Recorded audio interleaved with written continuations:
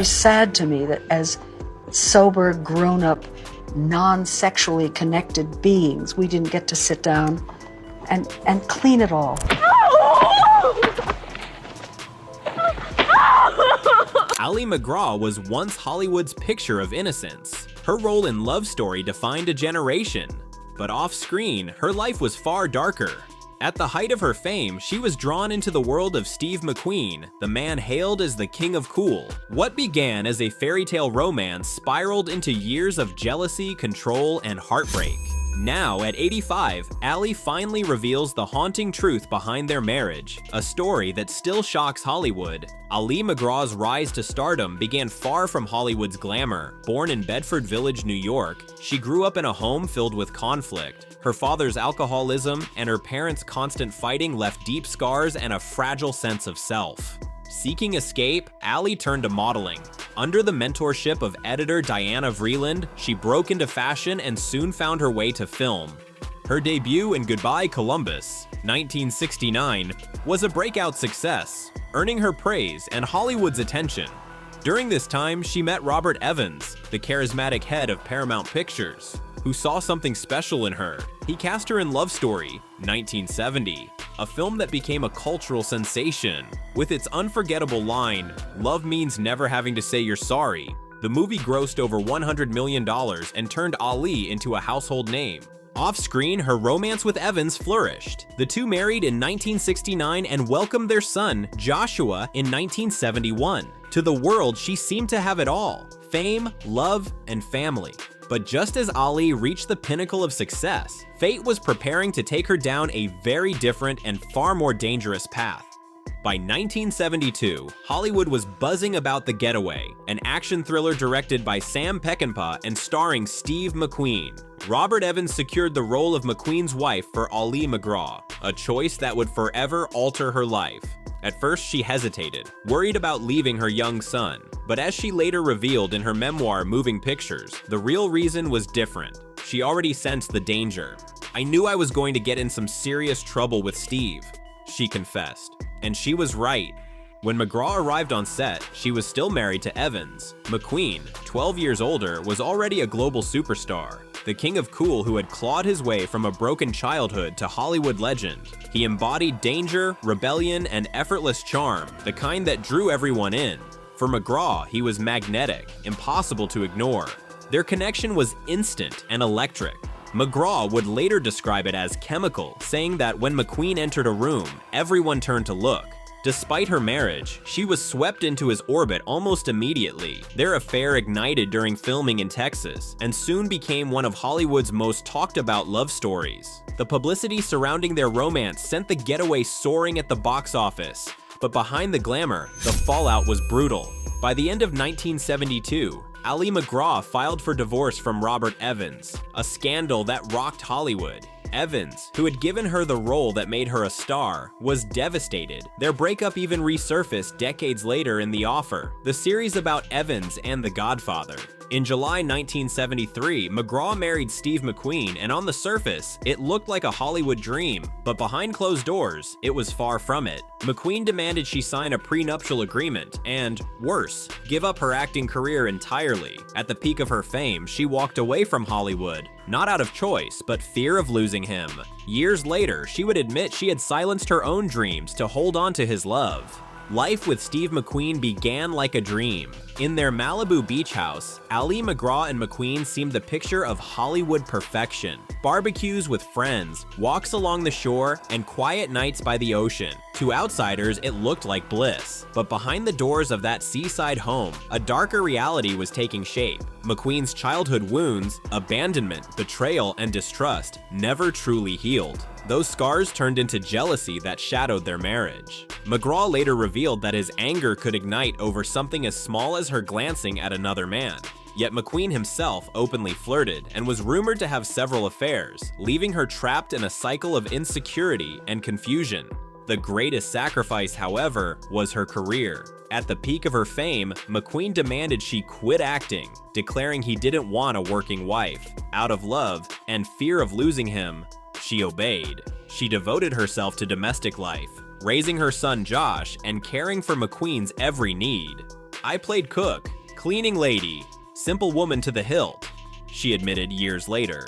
But the isolation soon became unbearable. McQueen's controlling nature, fueled by alcohol and drugs, grew more destructive. MacGraw, too, began drinking heavily, trying to cope with the loneliness. The passion that had once electrified Hollywood slowly gave way to jealousy, addiction, and silence. A love story that had burned too brightly, only to consume them both in the end. By the mid-1970s, the fairy tale had completely unraveled. The Malibu home that once echoed with laughter had turned cold and silent. Ali MacGraw later confessed that she was terrified to speak her mind, fearing McQueen would abandon her if she did. So she stayed quiet and suffered in silence. By 1976, their marriage was collapsing under the weight of addiction, jealousy, and isolation. On screen, Steve McQueen was still Hollywood's untouchable rebel, the man who embodied speed, danger, and freedom. But behind closed doors, he was spiraling. His drinking and drug use intensified, leading to long absences and unpredictable moods. For MacGraw, who had given up her career and identity to please him, the loneliness became unbearable. She began drinking more heavily herself, lost in the emptiness of their once passionate love. Rumors of McQueen's infidelity spread across Hollywood, and though she tried to ignore them, denial only deepened her pain. Eventually, the gossip became undeniable, each story slicing away at her pride. Humiliated and heartbroken, she too sought comfort elsewhere, admitting years later that she was desperate to feel seen again. Their relationship, once the most glamorous in Hollywood, had devolved into betrayal, silence, and heartbreak, marking the end of their tragic love story. By 1977, Ali MacGraw's patience had finally run out. After years of silence and sacrifice, she told Steve McQueen she wanted to return to acting, to reclaim the career and independence she had given up for him. It wasn't just about work, it was about rediscovering herself. But McQueen's reaction was as cold as it was final. According to biographer Mark Elliott, he looked at her and said, "In that case, we're filing for divorce." Those words shattered whatever illusion of love still remained. In that moment, MacGraw realized her voice had never truly mattered to him. Determined to stand on her own again, she accepted a role in Convoy, directed by Sam Peckinpah. The decision ended any hope of reconciliation. Though they briefly tried to mend things, the trust and tenderness that once defined them were gone.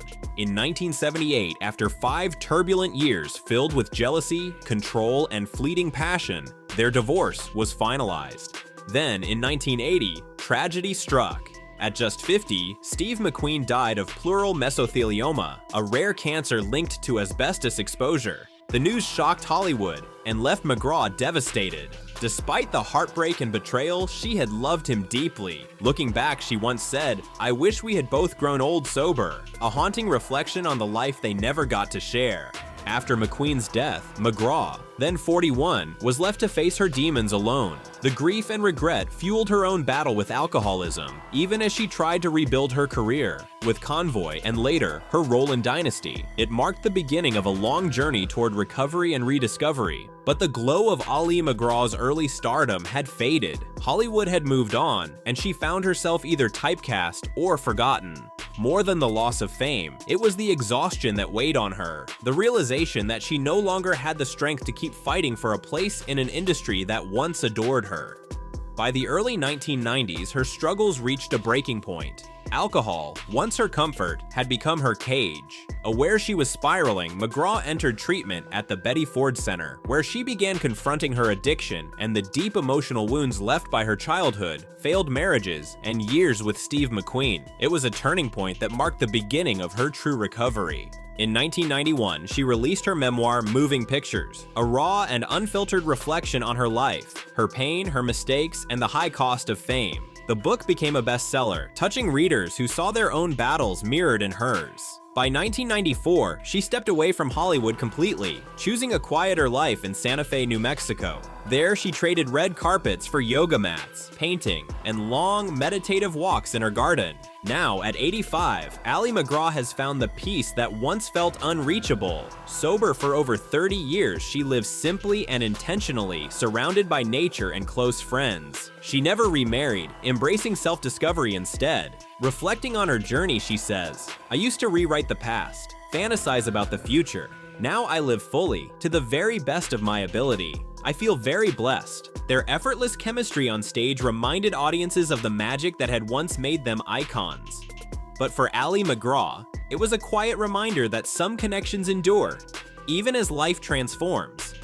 She soon began channeling her creativity into new passions. Through her partnership with Ibu, a global fashion collective that supports female artisans, she helped design collections celebrating craftsmanship and independence. For a woman who once gave up her career to fit into someone else's world, this was her way of reclaiming control, building a life defined by purpose, not sacrifice. At 85, MacGraw continues to speak with striking honesty about her past. She has never denied the magnetic pull of Steve McQueen, calling it chemical, and admitting she sensed trouble the moment they met. Yet she refuses to romanticize the pain that followed. "There were wonderful days and dreadful days," she once said. "I'm not a victim." Some moments were magical, others were ghastly.